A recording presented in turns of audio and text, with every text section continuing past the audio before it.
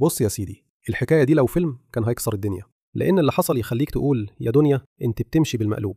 القصة بدأت بخبر هز العالم. جايزة نوبل للسلام راحت لماريا كورينا ماتشادو، المعارضة الفنزويلية اللي أمريكا بتحبها وبتدعمها. بس الغريب بقى، الست دي مؤيدة لإسرائيل بكل فخر. يعني اللي واخدة جايزة السلام بتدعم دولة بتحارب وتحدم بيوت في غزة. يبقى فين السلام؟ ولا السلام دلوقتي بقى بالمقاس الأمريكي؟ ماريا دي مش أول مرة تبان في مشهد غريب.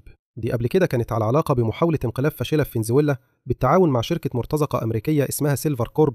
حاولوا يخطفوا رئيس فنزويلا مادورو اللي هو بالمناسبة مؤيد لفلسطين. العملية فشلت، بس الرسالة كانت واضحة: اللي بيعارض أمريكا أو إسرائيل مصيره الانقلابات والعقوبات.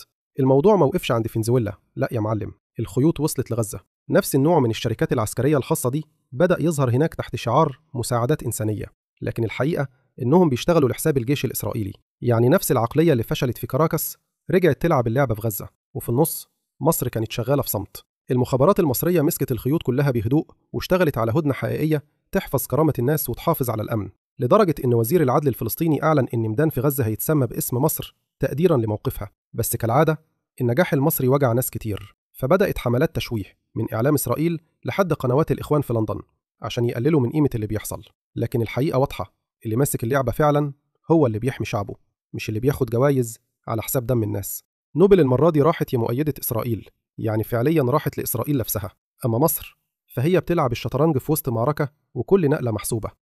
قناتكم الريس تيوب محتاجة دعمكم. لما تضغط على لايك وتشترك في قناتنا باليوتيوب والتيك توك، ده أكبر دعم لينا وهيشجعنا إننا نستمر.